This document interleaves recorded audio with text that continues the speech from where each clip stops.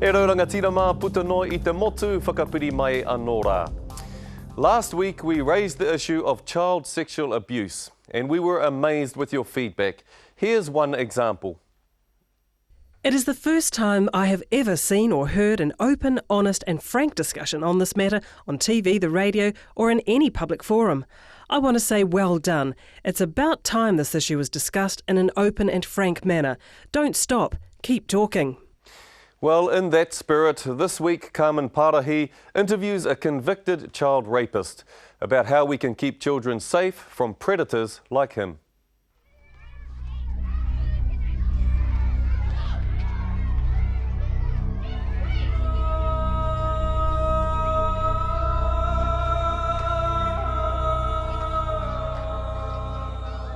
A dirty old bastard, that's all I was. Watching in our parks, walking amongst us, lurking in our homes, are the shadow people, monsters who prey on our children. You've got hundreds of sex offenders living in the neighbourhoods. They're all around there. Do you see them? Do you know who they are? No. And because you don't know who they are, your children aren't safe. This shadow man is dying from cancer. He wants to make amends for his crimes against children by telling us how predators work. You sexually abused 3 girls. People would say you're a monster. I am a monster. I didn't realise it myself. I'm a monster through and through. But I don't want to be a monster anymore. Why children though? Why children? Because most offenders can get more love out of the children than they will out of the adults. They're not fitting in with adults, so the children are the next best option. A child will be easier to make as a victim because they look at adults as being people they can be safe with. And children weren't safe with me. But in my own head, I didn't see that. All I saw was getting my gratification from the situation. He says children are taught to be aware of strangers, but the dangers are closer to home. Up to 90% of victims who are raped or molested know they're abusers. Nobody wants to have an offender in their house. But let's look at this country at the moment. They're coming out of the woodwork.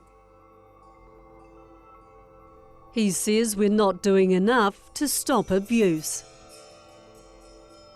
A lot of offenders don't have just one victim. A lot of them have multiple victims. So that if they can't get what they need from one victim, they've got others to fall back on. This is a nationwide problem.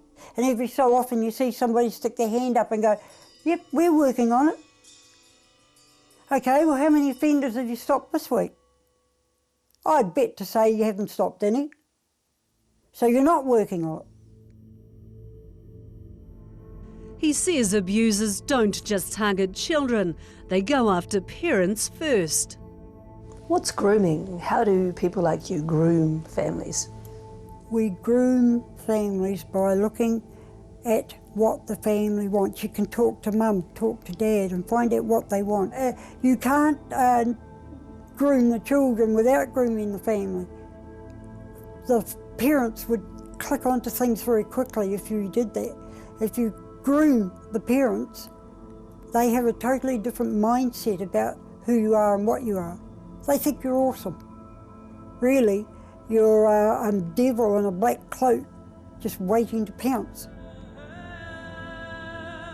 And as long as you keep that grooming up, the children keep coming back. You give the parents a bit more of a groom and you're right back where you started again. You've got the secrecy going on between you, the parent and the child. This is the black heart of child abuse, secrecy. As a society and in families, sexual abuse is a dirty little secret we don't talk about openly. Perfect conditions for predators. Secrecy is the biggest weapon that any offender will use. And the secrecy of what him and his victim are doing is kept solely between him and her, or him and him. He will try his darndest to get everybody else in the house doing something else or going somewhere else. Hey, Mum and Dad, go have a night at the pictures. I'll be here, kids will be all right. Big red flag should go up and you go off to the pictures and leave them alone. Your children are in danger. So how can parents keep their children safe from people like you? A lot of families will hear the daughter saying, I don't like that man. And I've heard families go, no, he's all right.